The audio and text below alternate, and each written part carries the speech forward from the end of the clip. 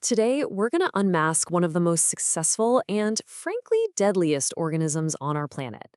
And no, it's not a lion or a shark. It's a tiny, single-celled parasite that has literally shaped human history.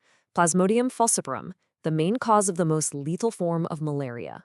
Just look at this number, 610,000. That is the estimated number of people this single organism kills every single year. And the truly heartbreaking part, almost 75% of those deaths are children under the age of 5. So, to really get a handle on this microscopic killer, here's how we're going to break down its story. First, we'll get to know the parasite itself. Then, we'll dive into its incredibly complex double life.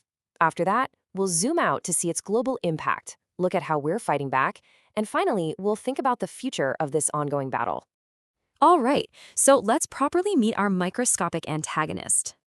So what exactly is Plasmodium falciparum? Well, it's a unicellular protozoan. That's just a fancy way of saying it's a single-celled organism, kind of like an amoeba. But here's the key. It's an obligate endoparasite. Endo means inside. So unlike, say, a tick that lives on the outside, this parasite has to live inside the cells of its hosts. It literally cannot survive on its own. If you look at its family tree here, one thing really jumps out. The phylum, Apicomplexa. Now, why does that matter? Because all parasites in this group have this specialized toolkit at their tip called an apical complex. You can think of it like a biological master key, perfectly designed to break into our cells. It's what makes this parasite such a terrifyingly good invader. And what about that name, falciparum? Well, it actually gives us a huge clue. It comes from the Latin words falx, which means sickle, and parum, which means like. So sickle-like. This name points directly to the very unique crescent shape of its sexual stage cells. We'll see those in a bit, and you'll see just how accurate that name is. Now, this is where the story gets really wild. To survive and to spread, Plasmodium falciparum has this incredibly complex life cycle that depends on not one, but two totally different hosts. It's truly a tale of two hosts. Inside a human, the parasite just goes wild with asexual reproduction, basically cloning itself over and over again. But to do its sexual reproduction thing, it needs to get inside a mosquito. This two-host strategy is just a brilliant piece of evolutionary work, ensuring it can survive and get from person to person. And here she is, the infamous partner in crime. It's specifically the female Anopheles mosquito that transmits the parasite. Now, she's not trying to be evil, she just needs a blood meal to get the protein required for her eggs to develop. But in the process of getting that meal, she becomes the perfect taxi service for Plasmodium falciparum. So what happens the moment you get bit? Within an hour, the parasites make a beeline for your liver. Then, for about a week, they multiply in complete silence, going from just a few dozen to tens of thousands. You don't feel a thing. Then, they burst out into the bloodstream and begin their attack on your red blood cells. And here's the kicker. Every 48 hours, those infected cells rupture all at once, releasing a new army of parasites and triggering those classic debilitating cycles of fever and chills. And this is what it actually looks like under a microscope. It's kind of beautiful in a terrifying way. You can see those little ring forms. They look like tiny head bones inside the red blood cells. But now look towards the bottom. See those unmistakable crescent-shaped cells? That's it. That's the falciparum in the name. The sickle-like forms, just waiting to be picked up by the next mosquito that comes along. Okay, so we've seen how this thing works on a cellular level. Now, let's pull back the lens and see the devastating impact this has on a global scale.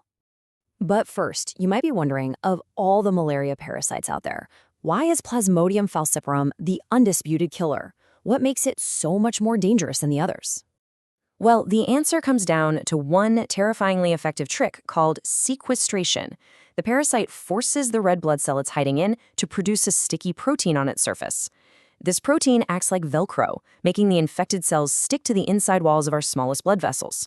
This creates microscopic traffic jams, clogging up blood flow in critical organs like the brain, the kidneys, and the lungs.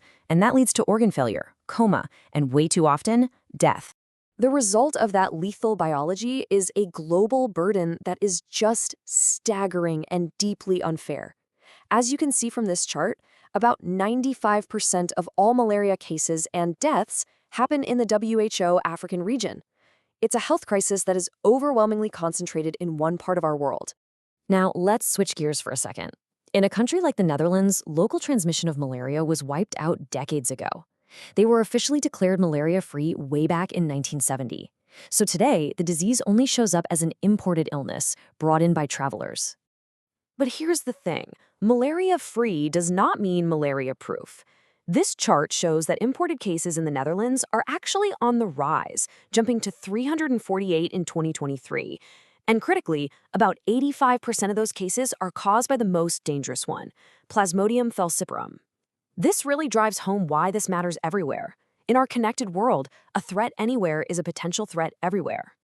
So, when you're faced with such a formidable enemy, how in the world do you fight back? Let's take a look at the arsenal we've developed to combat this parasite.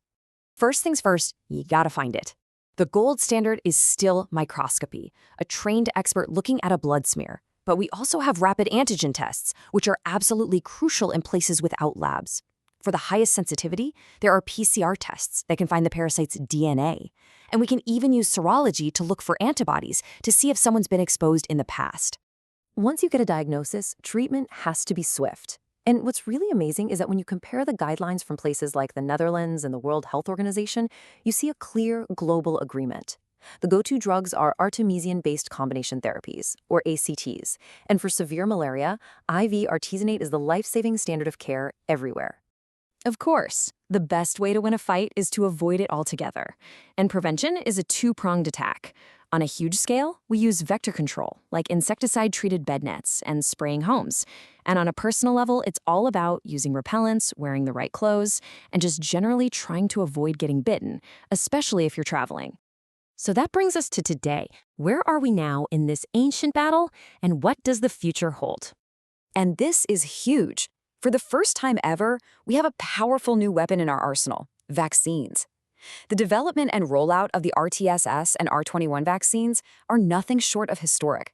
They represent a brand new era of hope, especially for protecting the most vulnerable people, young children, from getting severely sick and dying.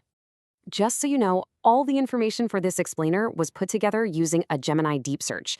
If you really want to dive into the nitty-gritty, you can find a complete list of all our sources in the Notebook LM document that's linked right in the description.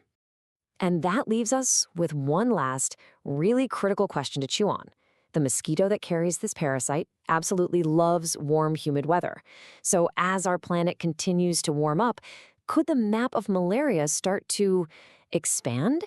Could this ancient enemy make a comeback in places that fought for a century to get rid of it? It's definitely something to think about.